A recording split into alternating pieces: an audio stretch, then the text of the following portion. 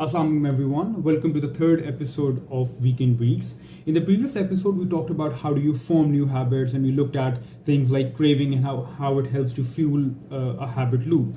But we're not just trying to form new habits all the time. We're also trying to get rid of our old habits. And we've all heard this saying, old habits die hard. Well, actually, old habits don't die at all. They always remain. Because if you recall in the first episode, we talked about how habits are part of the basal ganglia region of our brain, and they're sort of hardwired in that region. So you cannot remove them. But what we can do is we can map over those old habits and install better routines. And in this episode, we will sort of delve into the details of how do you change bad habits, and we'll look at some interesting case studies. One of them is from this group called Alcohol Anonymous, which was basically a group that was founded to help people who are trying to quit drinking. And then we'll also look at the case study of American football and how an American football coach changed the fortunes of a football team just by changing the habits of their players and how they reacted on the field.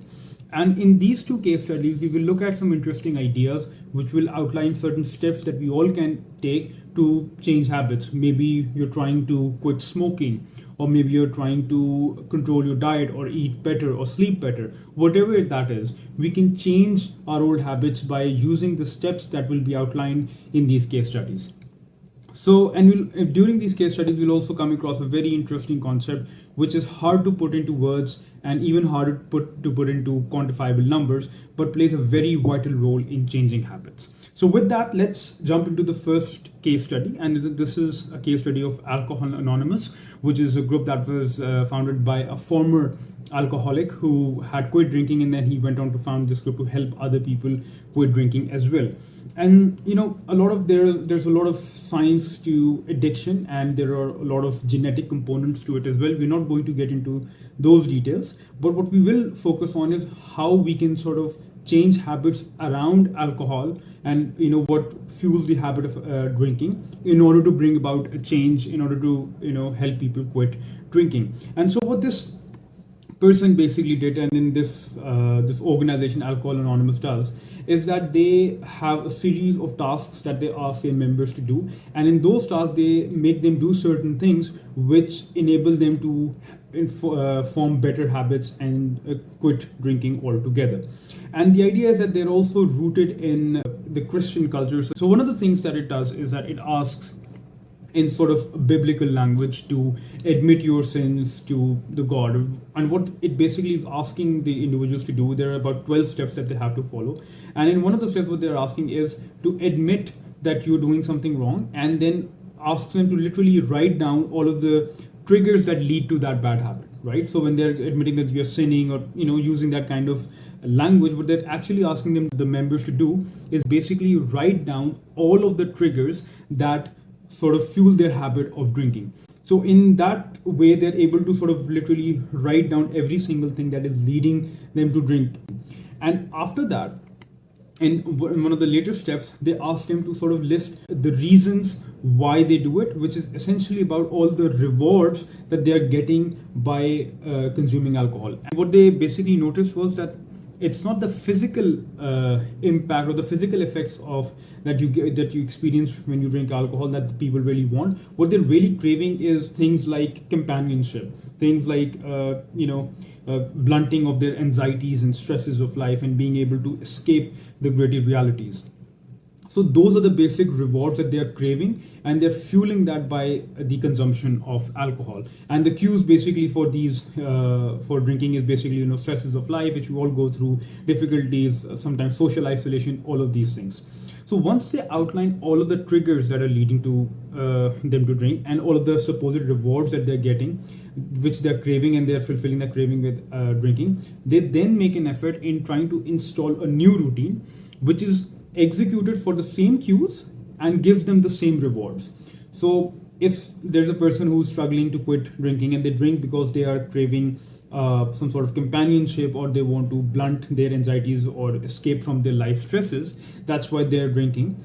what they would do is that they would sort of attach an individual, a sponsor, as the organization says, with that individual, who would be sort of a buddy for that individual, and they can go and talk to them, spend time with them, and through conversation they are able to, the job of the sponsor is basically to help that member blunt their anxieties, give them a sense of companionship, show them love, all of those things which they would be craving and they would be fulfilling through alcohol. They're now getting to fulfill the same cravings through the presence of a social companion. And here's a very interesting thing, what we can see.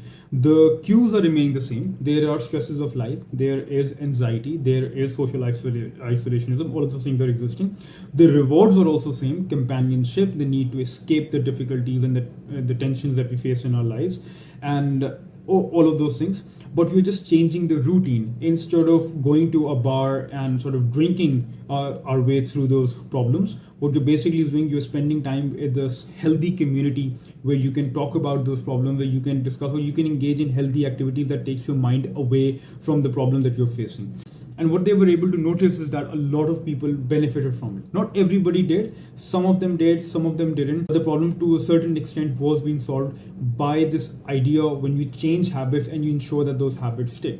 But how do you ensure the change in routine sticks? Because a lot of people did revert back to drinking as well.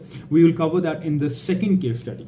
And the second case study is about American football. Now, I don't know a lot about American football, so I'm not going to go into the details of what exactly they were doing. But simply put, there was a American football team that was struggling to win in spite of having very talented players. So they brought in a coach. The overarching strategy of that football coach was that he was trying to ingrain certain habits inside his players that would be executed almost automatically once they saw a cue during the play on the field.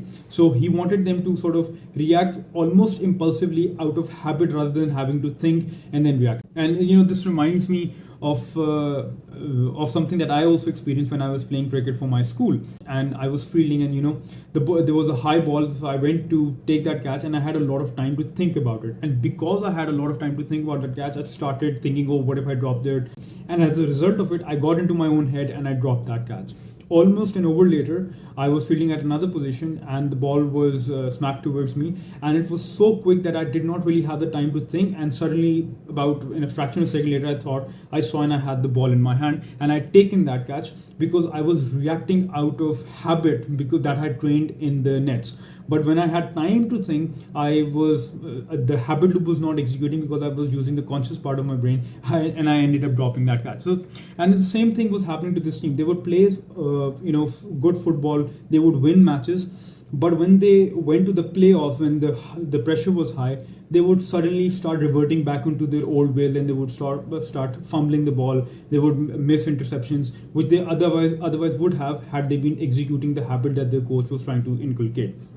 And the same thing goes for the people who quit alcohol in the first case study. Once there was some serious life stress that came into their lives, they would often revert back to drinking, and that's how they reverted into their old ways. But some of the people didn't. Even in the case of this football team, later on something happened which allowed them to sort of get rid of this habit that they had formed, basically, of going to the playoffs under stresses, under high pressure matches. They would revert back to their old ways. And what happened was, in one of the later seasons, they were playing good, they were performing well during the group stages, and suddenly the coach's son, he passed away in a tragedy. And when the coach, after coming back from the funeral, when he joined the team again, the players had this sense that they wanted to do something for the coach. And they believed that, because they wanted to help their coach, and they sort of came together. One of the players said that we were no longer playing for the salaries or for personal glory. We just really wanted to do something for our coach because he was reeling from a loss. And in that particular moment, they started truly believing in this idea that, if we play according to his plans, we will win. And this is the secret ingredient, the power of believing that change is possible. Now, in this case, when they started to truly believe that the tactics that their coach was telling them will help them win, even when they reached the playoffs, even when there was high pressure, the power of belief allowed them to continue with the tactics that their coach had taught them, and that the habits that they had developed, without sort of reverting back into their old ways, and they were able to win a lot. And the same thing goes for the people who are trying to quit drinking. The whole purpose of Alcohol Anonymous and to have a social group around was to give people this positivity and this belief that change is possible. And all of the people who had this strong belief, of course, in that example, because it was a Christian-centric group, so the belief came from this idea of believing in God and all of those things. But actually, it was essentially believing that change is possible. So all of those individuals who truly believed that they could change things actually went on to benefit. And according to research at the time when this book was being written, about 10 million people had already benefited from the group Alcohol Anonymous, and they had actually quit drinking for good.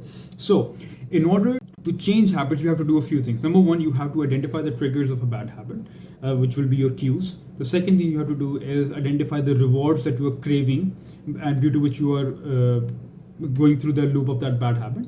And the third thing, you have to figure out a routine that you can replace with that reward. And finally, the fourth thing that you need is the power of belief that change is possible. Now, in both of the case studies we talked about, Alcohol Anonymous and the football team, there was a sense of community that helped them persevere during the difficult times. Here an interesting thing comes up, that belief is always easier to come by as part of a larger community. And if you're trying to affect change in your life, you are better able to do that if you're a part of a community that in which there is belief that change is possible and there's that positivity. Let's say you're trying to quit smoking, right? So the first thing you have to do, according to what we've just learned, is figure out all of the things that are leading you to smoking. So write down all of the cues, the triggers that you have for smoking. Then you have to write down the rewards that you are getting as a result of smoking, the rewards that you are craving due to which you end up smoking. Once you do that, you then need to figure out a routine that you can install in place of smoking that will be triggered for the same cues and will satiate the same cravings that you're having.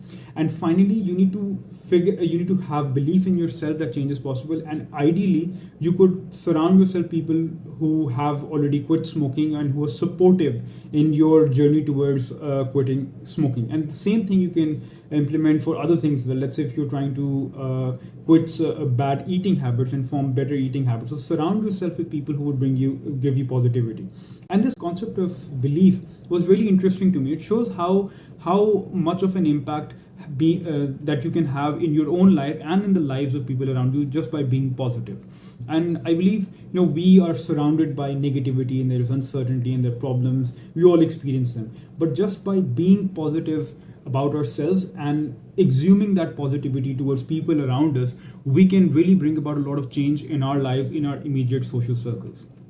So if you're trying to change a bad habit, if you're trying to get rid of some old habits, surround yourself with people who would give you the confidence and will help you believe in your ability to change that habit. And similarly, if you have somebody around you who's trying to change something, let's say you have an individual in your office who has recently joined and they're finding it difficult to adjust into that position and they're being overwhelmed, go to them, sit with them, and exhume positivity, show them that you believe in them, and that that will really help them believe in themselves. And once their self-belief is restored, it will become a little bit easier for them to overcome the challenges that they are facing. Similarly, in Pakistan, a lot of youngsters are they try to clear the CSS examination, and it's a big thing. And so if you know somebody in your life who's trying to appear in CSS exams, instead of just throwing at them the popular negatives of it's very difficult to clear the exam or very few people get selected, instead of throwing those things at them, give them confidence, give them belief that show them that you believe in them and wish them well. If you can help them in some way, help them, and really exhume positivity. I truly believe, after reading this book as well, and also sort of looking at life and how a lot of things have happened, just by being positive solves a lot of problems. If nothing else, it at least helps you get through the difficult, sticky parts of life. So I will leave you with this parting thought, that we should all try to be a little more positive, a little more gentle, a little more nice to people around us, especially people who are trying to bring about a change in their lives. And if you're trying to bring a change in your lives, surround yourself with positive energy, surround yourself with people that will help you change. and I hope that you will see a lot of difference in your life. With that, I will close off this video. In the next episode, we will discuss the crux of this book, which is about keystone habits, and how by reforming certain habits in our lives, we can bring about widespread changes and bring about changes in entire cultures in a society or in an organization. So stick around for that. For now, Allah Hafiz.